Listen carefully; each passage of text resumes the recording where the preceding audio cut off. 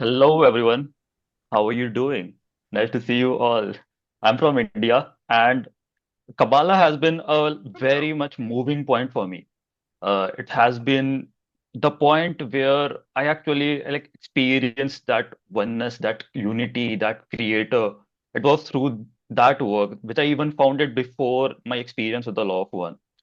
So I had been an atheist, from my childhood, and it was like I was too much into science, logic, rationality, understanding, and nothing made sense to me when I saw everyone, like all the religions around me. Like India is a very diverse place in terms of like cultural, diversity. It has, all people from like all ethnicities and all various languages and everything. And it has been my quest, for meaning in my life, for the search of meaning in my life, that why are these people, like following these blind faiths? What is the meaning of life? Why are they all, like being that, sheep, the herds, following the same call, like from generation to generation in the civilization. So like why it is happening? And I was at that time, delving into this metaphysics, in this search of meaning and this law of attraction, this hermeticism, the universal laws. And then I found this Kabbalah. And it was this science of soul that actually opened me up to experiencing that oneness, to actually realizing that there is some higher power that is far, far, far beyond, all of us, that created all of this creation, and that is, moving us in hidden manners. So this was my background in this tree of life, and today I will be, showing you, like guiding you through my, understandings and experiences that I had.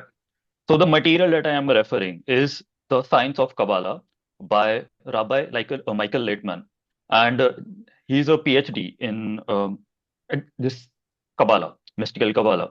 And he had gone a lot into these earlier texts that were written by the rabbis of older times, that were like Baal HaSulam, and those who initially formed the Kabbalah.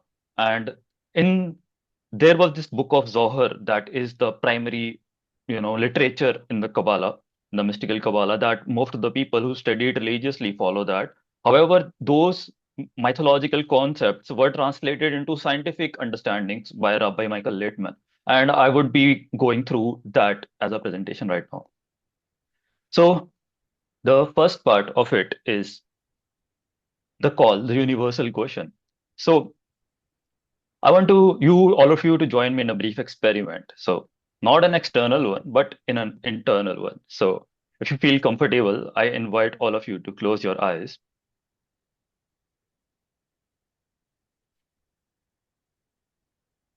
And now, let's tune out the noise. Let the sound of the room fade into the background. Let the to do list, the worries of the week, the mental chatter, just let it all drift by like the clouds in the sky. And in the quiet space that remains, I want you to listen, not with your ears, but with the subtle senses of your heart. Listen for a very specific frequency, a quiet hum, a subtle, persistent ache. It is a feeling that often surfaces in the most unexpected moments, when you are stuck in a traffic or lying awake at 3 a.m., or sometimes even in the middle of a joyful celebration. It is a profound, silent question that echoes from the very core of our being. Is this all there is? Is this all there is?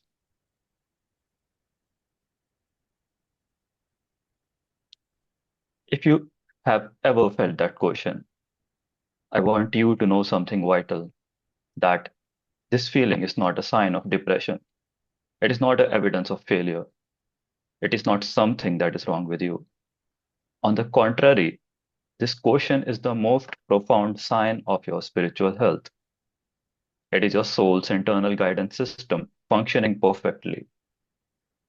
It is a homing signal, a ping from the deepest part of you, reminding you that you were designed for a reality of infinite meaning, purpose, and joy.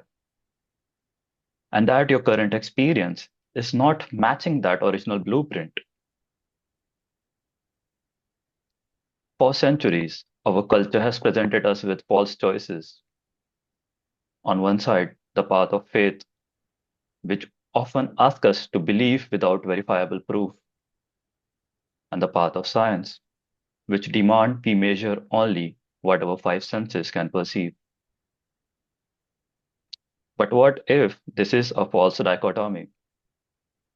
What if there exists a third way, a discipline that merges the deepest spiritual purpose with the most rigorous cause and effect logic, a system that treats the human soul not as an article of faith, but as a magnificent, predictable, and ultimately knowable piece of engineering that we can learn to operate with scientific precision? Let's open your eyes slowly in this wakefulness. And today, we are going to explore the system, the science of Kabbalah, through a symbol many of you may have seen, but a few have been shown how to use the tree of life. So let's continue. So we will not approach this as a like mystical ancient relic or like ancient superstition. Like we will approach it as a like a blueprint of reality, as a circuit diagram of human consciousness and a practical verifiable instruction manual of navigating our own lives from confusion to clarity, from isolation to profound connection, and a life of quite desperation to one of like meaningful existence.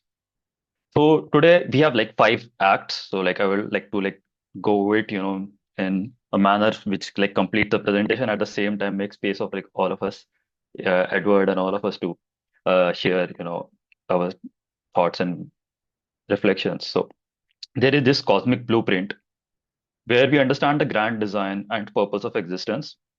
And then there is this inner battlefield, and where we there is a scientific root of all suffering and struggle. And then there is this map of the soul, where there is a living, breathing tree of life that exists within all of us. And then there is this alchemic toolkit, like there is four-step engineering process for real-time inner transformation. And finally, we will uncover the ultimate alchemy. So, how to transform your greatest potential, your personal darkness, into your most powerful and brilliant light. So, let's, uh, this presentation, let it be a direct response to that echo in your heart, that is that there all there is to it. So, an invitation to move on from asking that question to consciously becoming that answer. So, this is the cosmic blueprint. So, there is three states in the cosmic blueprint. So, one is the state of potential perfection. There is this state from which everything, the first thought of creation emerged, and from where everything was put into creation. And then there is this corrective process, the process in which we souls undergo as a experience to experience this reality, this incarnation. And this corrective process happens till we achieve that final perfection, that achieved perfection. This was the purpose of the creation, intended by the logos, as we call it in the law of one. So there is this, to understand our role, we must first understand the play we are in, the fundamental law of reality, that what is this, the grand three-act drama our soul is designed to complete. So every scientific field begins with a foundation law. So in physics, there is this gravity, there is biology, there is evolution, and there is this law that governs everything from the birth of galaxy to the desire of a cup of coffee that we have in the mornings. So this singular law that we have given many names, it is called the creator, the light, the upper force. So let's strip away the religious baggage and let's see it for what it is: a force, a universal field of consciousness, like the law of nature, defined by one single, unchangeable, perpetual quality, an absolute desire to bestow infinite goodness and delight. So it is the definition of the creator, an absolute desire to bestow infinite goodness, and delight. Its entire nature is pure, unconditional giving. The thought of creation, therefore, is simply this: to create beings and to fill them with endless, absolute fulfillment. This is the thought of creation. And with the substance of creation, this is the substance of creation that come into creation when everything come into existence. This is the will to receive. In this third density reality that we so call in the law of one, we have this thing, this will to receive. That is what sets us apart from the higher worlds of where the creator emanated all creation and where we, as finite beings, where individualized consciousness experience this creation. This is the substance of creation, the will to receive. Now, for a law of giving to be realized, there must be biological necessity exist a receiver. For infinite pleasure to be experienced, there must be a vessel capable of desiring and holding that infinity. So, as a direct and necessary consequence of the prime law, a single entity was created, existence from absence. So we all are existence from absence, an infinite will to receive pleasure. This is who we in this realm are, an infinite will to receive pleasure. And this will to receive is the raw material of all creation. It is your life force. It is the engine behind every desire you have ever had, from simplest physical want to the deepest yearning from the love and meaning. Your very consciousness, your very sense of I, it's the spark of universal desire. So it is that line that descends from the top and to the like bottom. So like this bottom, the thing that you can see, the Malkuth. So it is where there is this highest point of the will to receive the desire. And from the top, it is the creator. It is the will to bestow pleasure. And we are stuck between these two worlds, like continuously these tensions, these polarities continuously crumbling upon us, that our nature, our true nature that is calling us to like kind of become that infinite, kind of to become that creator, to experience that oneness with that. And that is become one with the source, become one with the will to bestow pleasure, to become abundant, to become infinite. And at the same time, we are in this finite realm where we are like kind of stretched apart from all corners, and we have been kind of confined in our egos by our will to receive that we cannot, forego, we cannot move past against. So this is an elegant, a simple setup, a giver and a receiver. This creates a profound paradox. This is the resolution of our entire existence. So this story unfolds in a three developmental process. For every single soul, this cycle explains the very nature of incarnation and our spiritual path. So this is the cycle of this is the process, and this is the design of reality that dictates our spiritual path. So first is the potential perfection. This is the embryonic soul. So imagine an embryo in the womb. It is perfectly nourished, completely safe, and receiving everything it needs. It lives in a state of absolute bliss. It has no consciousness of the mother providing it, no independence, no appreciation, no identity of its own. This was the soul's initial state in what Kabbalah calls the world of infinity. This is passive and unconsciously filled with the Creator's light. It is all the state of perfection, but not of completion. It was bliss, but without consciousness. It is the state where we had been before we come into existence. We can call it time space, like in the law of one. Before we come into this existence, before we come into incarnation, this is the state that is this potential perfection. It is not perfection, but potential. We have infinite potential, but we are not yet complete. And then there is this corrective process. This is our world. This is why we come to these incarnative planes. This is the workshop of reality where our life right now, we experience. This is the stage of struggle, of concealment of the creator, of the cycle of birth and rebirth. For the soul to become the conscious, independent partner, it has to be separated from the light. The child has to be separated from the mother to be independent. So It had to be placed in an environment where it could develop its own, feel its own desires, and most important, learn for itself the profound difference between the bitter, isolating taste of egoic reception and connective bliss of altruistic bestowal.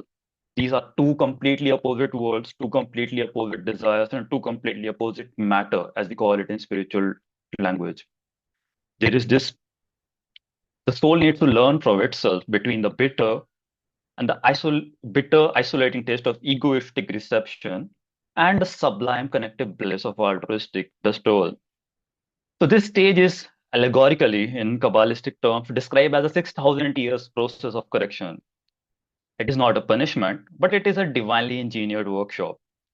It is a gymnasium where soul builds its spiritual muscles, its consciousness, its will, and its unique identity. It is where we all are. And this is where all the meaningful work takes place. And stage three is the achieved perfection, the conscious partner. So this is the guaranteed final correction for the all humanity, as in the terms of Kabbalah, known as the Gmar Tikkun, or the end of correction. Here, the correct collective soul, through its final own efforts and own choice, in stage two, has completely transformed its nature and learned to use its immense will to receive with the exact same intention as the creator. So the creation has aligned itself, its qualities with the creator and has connected its desire from the egoistic desire, the will to receive, to the will to bestow. In the law of one terms, we can call it as the expansion of the polarity of service to others. As we have working through our polarization and expanding our green ray, we expanding our capacity to love, we have finally moved beyond our egoistic, nature and finally aligned with that higher altruistic nature so that we are like fully polarized towards service to others. So it is correlated to law of one in that sense. So it now consciously receive the same infinite delight from the state one, but it is as mature, loving, and deserving partner who has earned this taste through its own work.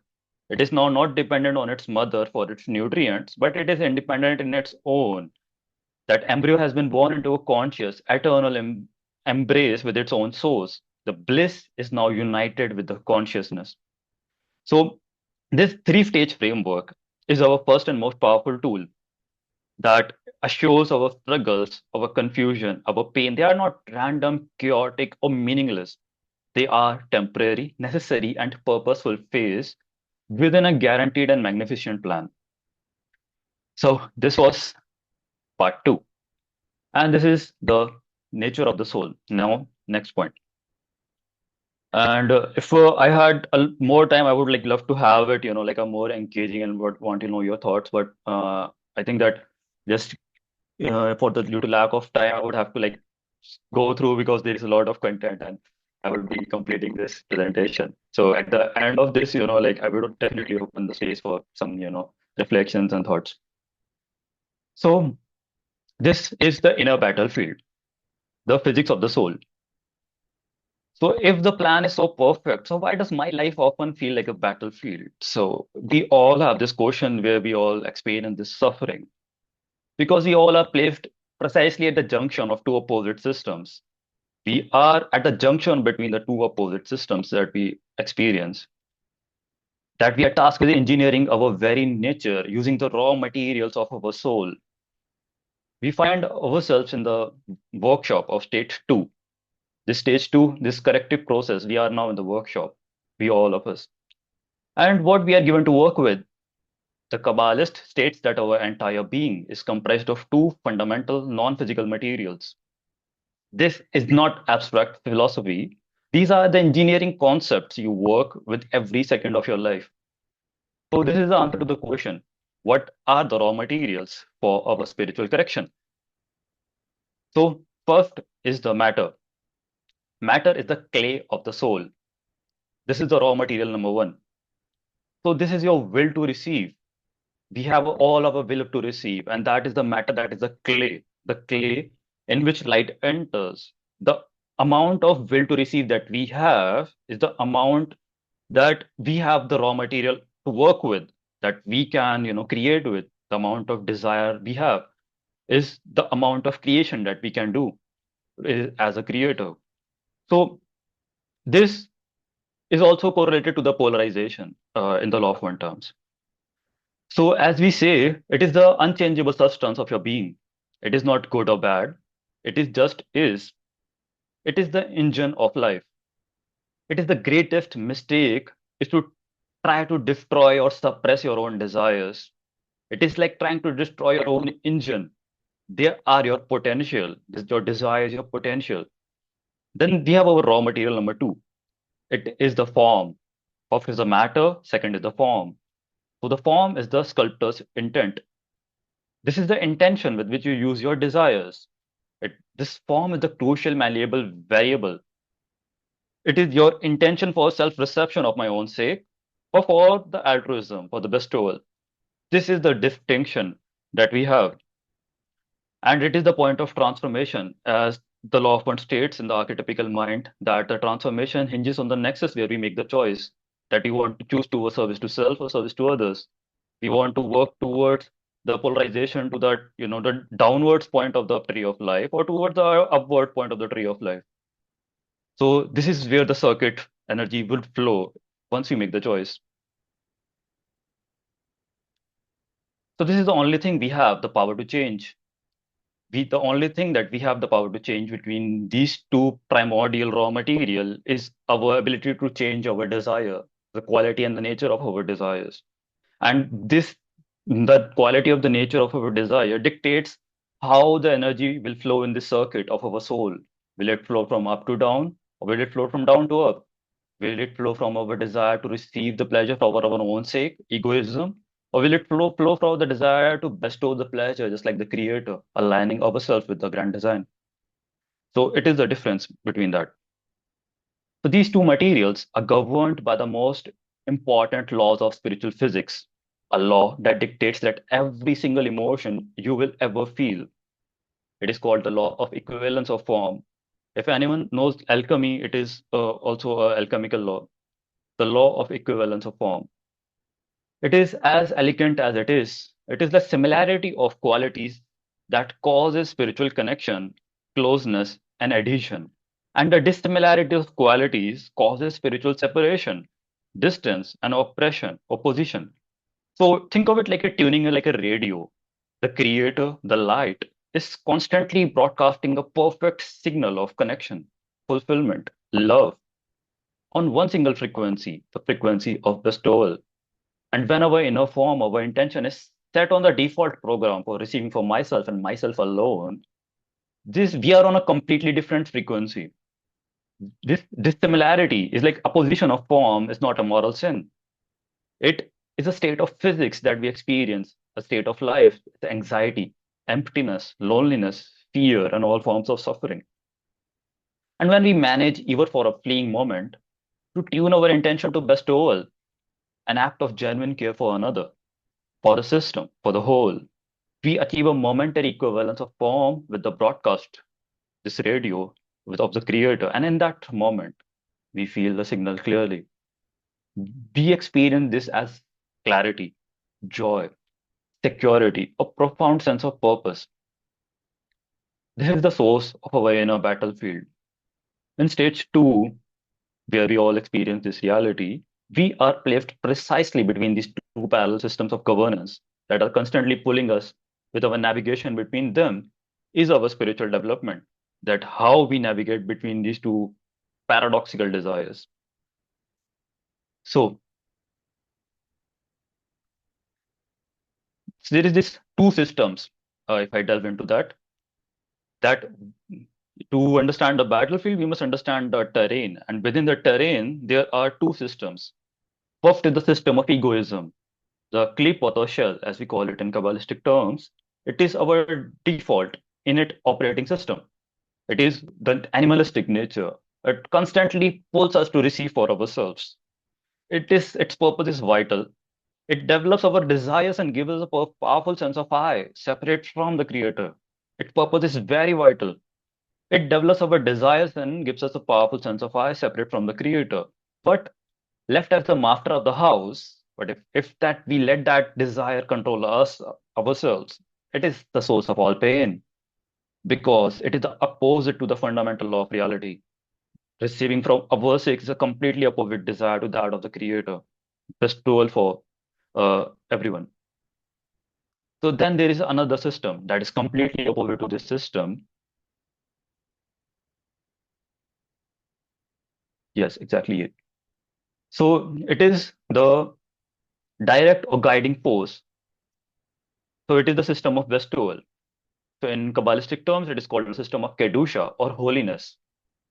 So it is the direct or guiding force from our future perfected state, as if our higher self is calling us, as our higher self is directing us, constantly pulling us towards connection, altruism, and our ultimate purpose. Living between these two titanic forces create two possible paths of development for every human being. First is the path of suffering that all of the people undergo unconsciously. This is the unconscious development that all of the people go through. This is the default path. We chase our egoistical desires, and they inevitably fails to provide lasting fulfillment, and we experience pain. Many lifetimes, the accumulating suffering, personal crisis, wars, ecological disasters, slowly and painfully beats us, our ego into submission, forcing us to finally ask, there must be a better way. It's by learning getting hit by life. It works, but it is slow, agonizing, and inefficient. And then there is the path of Torah, conscious acceleration.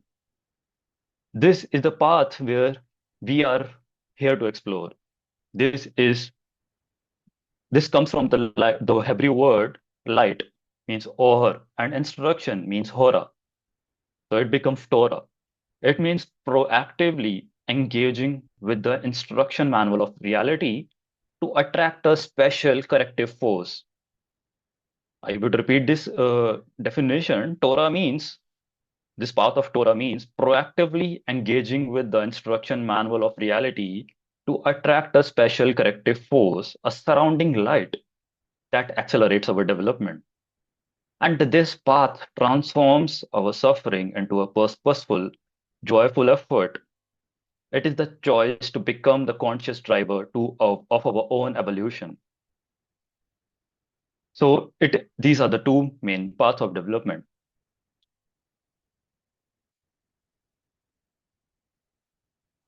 So I have just three more modules I have left, and I shall go through them. So part four is the map of your soul, this living tree of life. So how do we consciously navigate this inner territory? Like, what is the map from our journey from an egoistic intention to an altruistic one? This is where the tree of life ceases to be a symbol and becomes our living, breathing GPS from where we are to where we ought to be. And this tree of life is not a diagram in an ancient booklet like the most people presume. It is the schematic of your perfected soul. It is the structure we are building within our own consciousness with every choice we make. So there is this 10 sephiroths that all the people know of as they see these symbols like 1, 2, 3, 4, 5, 6, 7, 8, 9, 10, and it becomes a tree of life. And these 10 sephiroths are not the angels or mystical realms. They are the 10 fundamental, quantifiable qualities of the creator's benevolent force as it is perceived by a created being. So these are the qualities that we perceive within the creation of the creator. And they are the primary colors on the palette of the consciousness. And they are your 10 basic families of desires.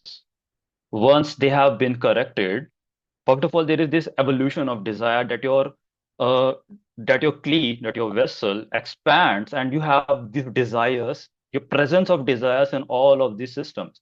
And that is an evolution of soul. Once the soul achieves a constant evolution and it has this desire to receive in all of these qualities, then there is this process of correction of desire. So it is a totally scientific method of achieving that. So these are the primary colors of the palette of consciousness. So first of all is the crown, crown chakra, as we call it, Keter. It is the root of will, the pure, raw desire for connection with the source itself. And then there is this Hokmah. Let me zoom it up. Yep, Hokmah is the wisdom. And then there is this Hokmah, wisdom. It is the initial flash of pure, formless light on an idea, the seed of a new perception. Then there is this Bina, the mother principle, the power to receive the seed of Hokmah and give it form, to develop the idea, to feel the giver behind the gift. This is the root quality of bestowal in us. So it is that feminine quality of bestowal that we have, that motherly instinct, that agape. From Bina emerge seven lower sephiroths. So it happens in that manner. And our emotional active attributes emerge from that Bina. There is this Hesed, mercy, loving kindness. This is an expansive drive to give without limit or calculation. And then there is this Javura, the power to restrict and set boundaries, to create precision and discernment. And then there is this Tiferet. Tiferet is the beauty and harmony, the perfect, compassionate balance between expansion and restriction, the place of truth and reciprocity. And so on. There is this Nesach, Hod, and Yesod, and down to the final and most important Sephira for us, Malkuth. This is the kingdom, and this is us. This is a sum total of our will to receive. This is our manifested self, our reality, and our current state of being in this world that we live in. So there is this dynamics of correction. So what happens within the correction? How does the purification of desire actually happens?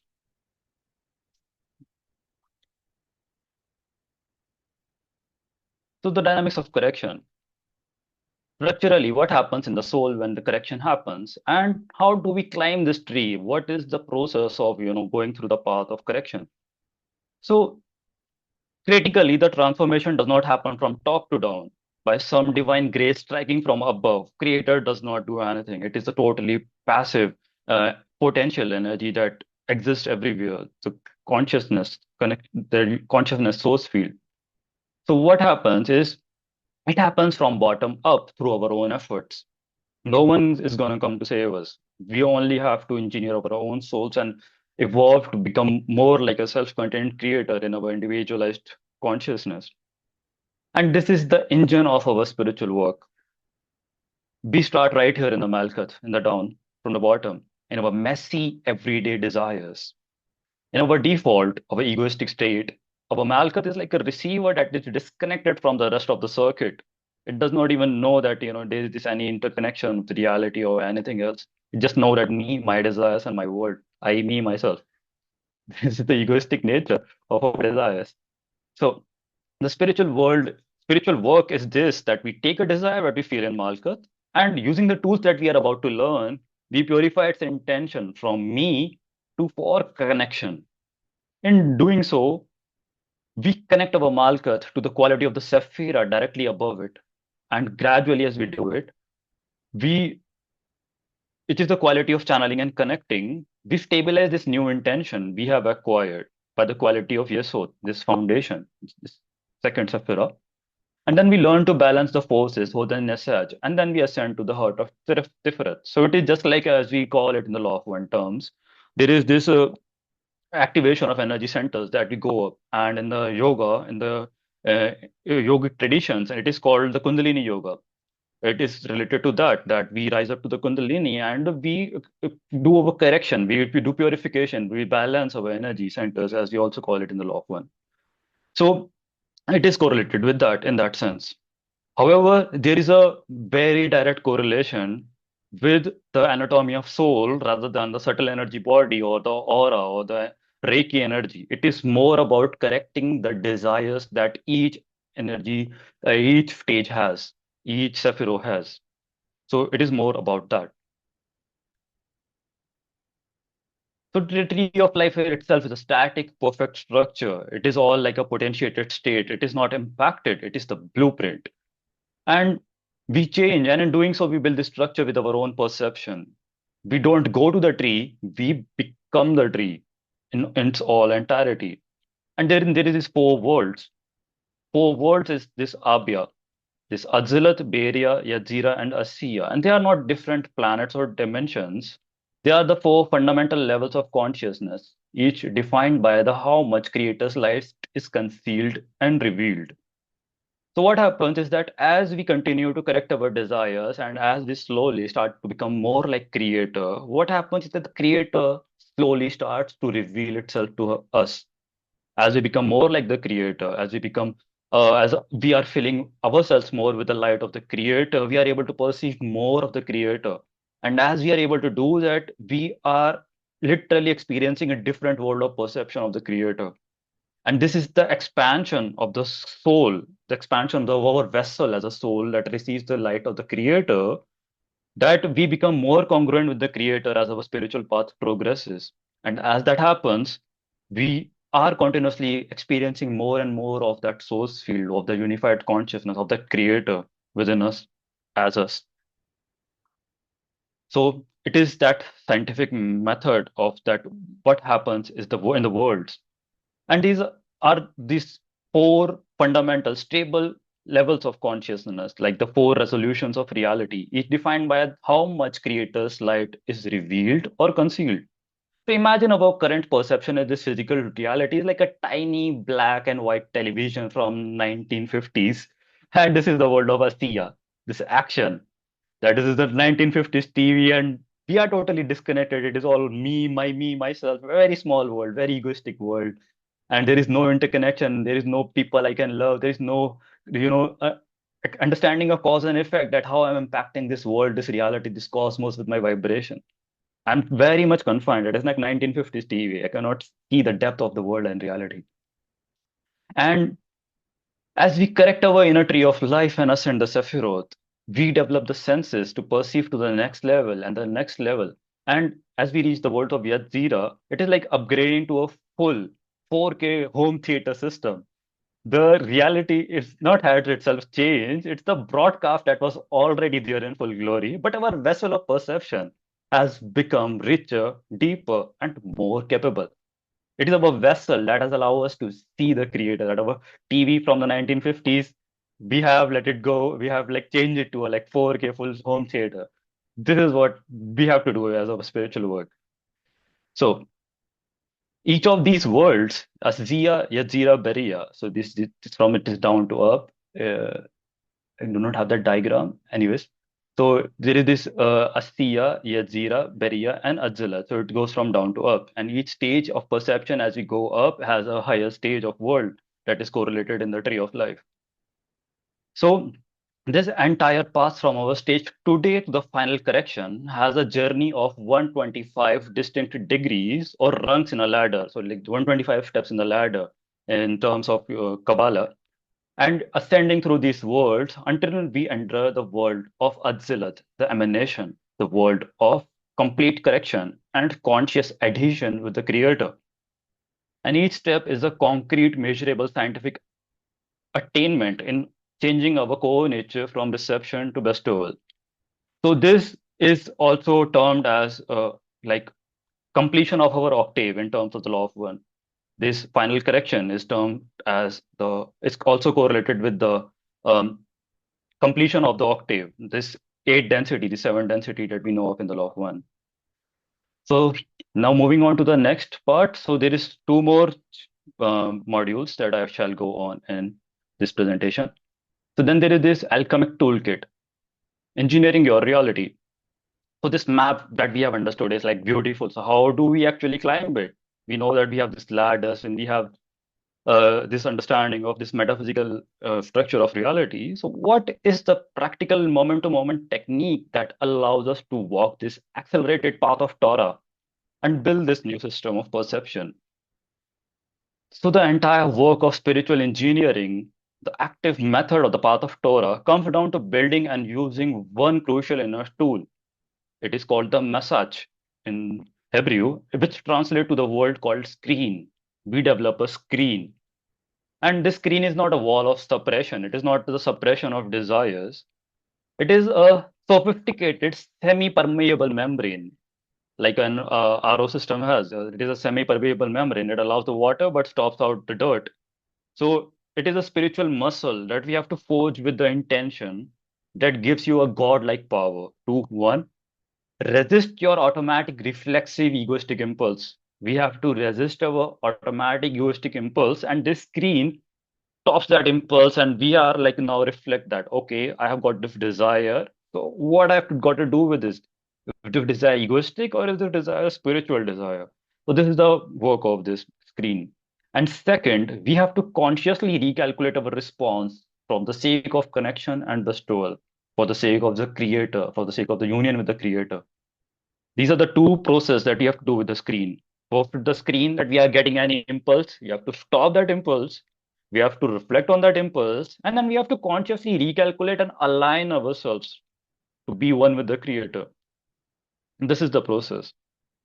So it is a practical, precise four-step formula that you can apply to any desire, any trigger, any event in your own life. And this is the core technology of this science. And let's delve into it. Comprehensive practical application of how it works.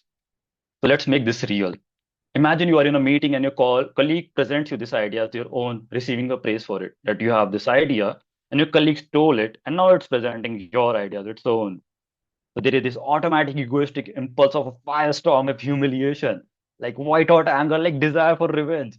So like to expose them, to like to torture them, to like do anything in this vengeance. So this is the path of suffering.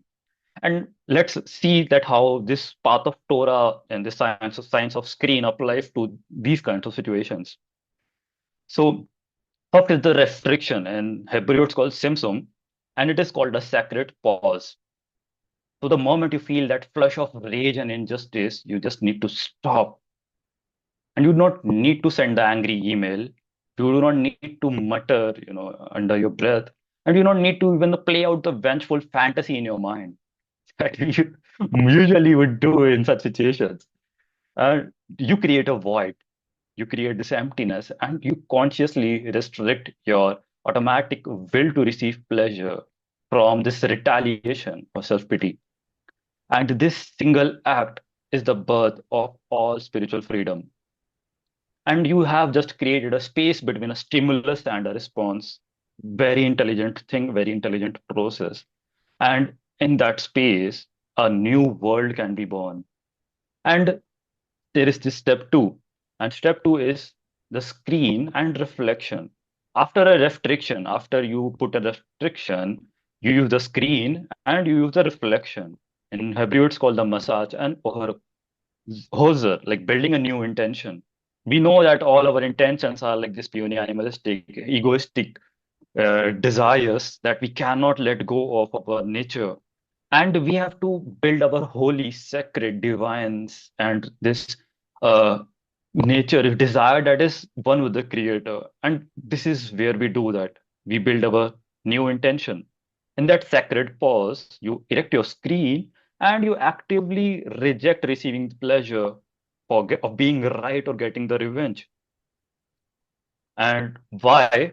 Not out of weakness, but out of wisdom. Because you now know that your path only deepens your opposition to the law of connection and will ultimately bring you more pain and darkness. And this can only happen once you understand that following your egoistic desire will only bring pain and suffering.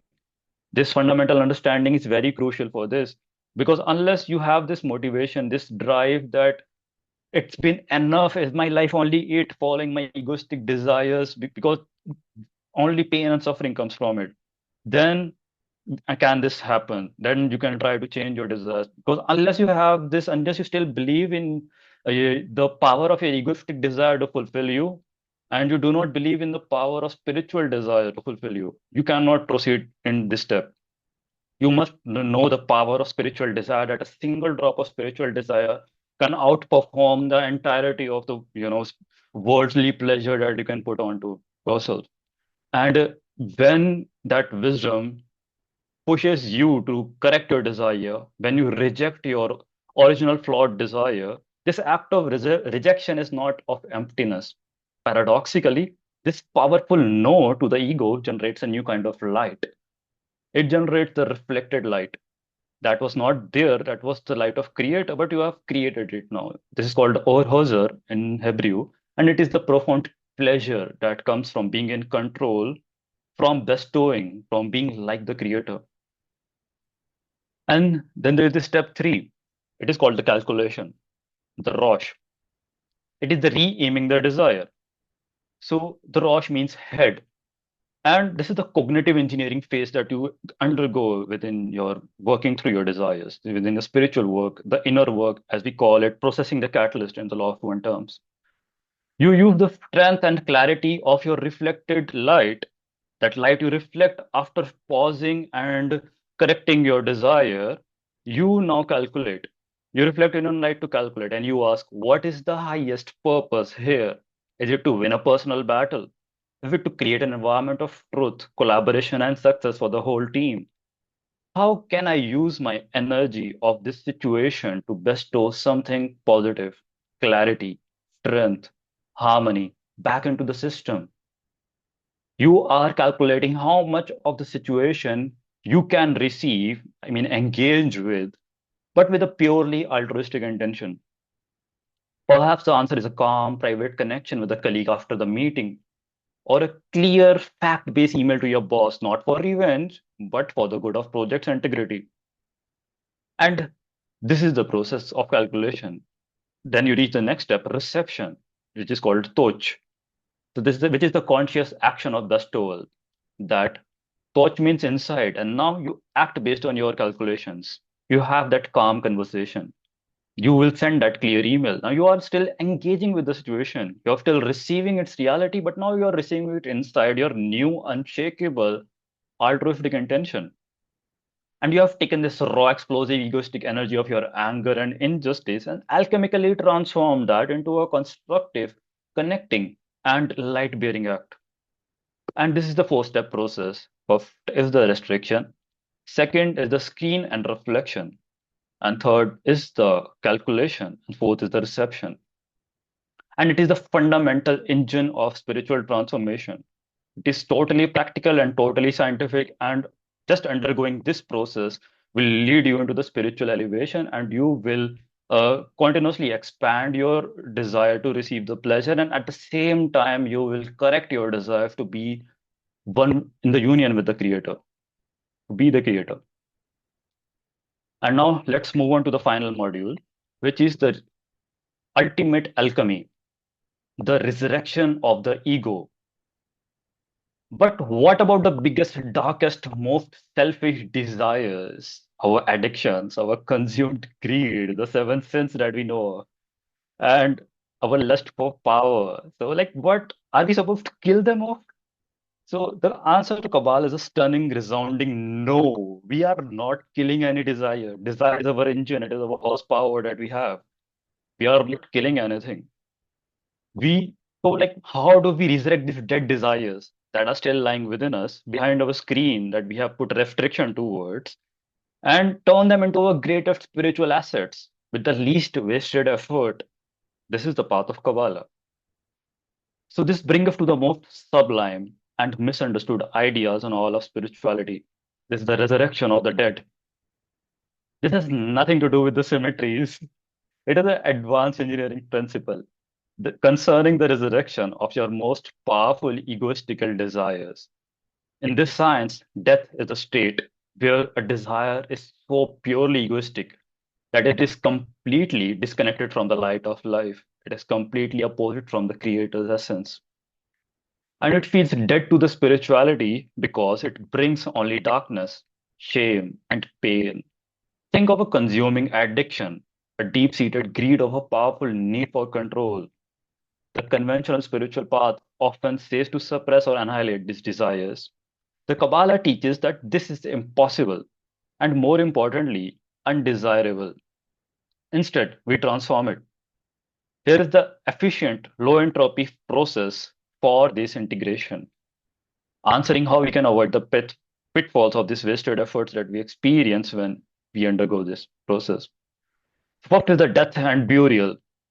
It is the conscious restriction that we have imposed in our last process that we have gone.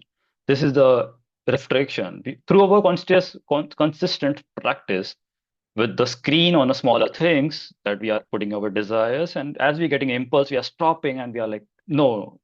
Do not act impulsively. Just stop. Just be conscious. Through this practice, what we gain the clarity to see the true emptiness and harm of a major egoistic desire. And this clarity gives us the strength to perform complete restriction on its selfish use, especially for the big kind of seven sense kind of heavy desire, this inclinations that we usually have. So we bury its egoistic form, consciously refusing to feed it. The desire in itself is not destroyed. It becomes dormant. Desires are never destroyed. They turn into the shadows, this repressed unconscious, subconscious. And the second part of it is building the vessel. It is the key to efficiency. So here's the secret to the spiritual work that is very much important. If like most of the people here should be interested in processing the catalyst in the most efficient manner, here is this process. Here is the secret to doing this with the least entropy or wasted effort. You do not tackle your greatest demon first. This is a recipe for failure and burnout. The trap is either keeping that desire buried for too long or letting it fester and cause internal pressure. For example, if you are repressing your some desire or your a very strong addiction or impulse, what happens is it causes a kind of like internal and angst, anxiety, pressure. Do not do that. Or letting it go too soon, or like you have not corrected your desire and you're just releasing that immediately, that it like okay, let's let it flow. I think that I have got a control on my addiction, on my greed, and now I can be my man. I can like roam around in the world free. I can uh, uh, not be moved by these tendencies that I know that I am a victim of. So to avoid this, you must first build the required strength. This is the building the vessel. You do this by consistently and diligently applying the four-step toolkit that you have received in the last module and to your smaller daily desires. You build your screen, your muscle on a minor annoyances, small wants, daily frustrations. And this is how you systematically engineer the spiritual vessel, the strength of altruistic intention, which is required for the main event. You are preparing the ground in this. And then there is this final path to resurrection of the ego. It is called the Techiyat Hametim in Hebrew. And once you have built a powerful, stable screen and an unwavering intention for bestowal through this daily practice, you are ready. You now have the spiritual mass to handle the immense energy of the buried desire.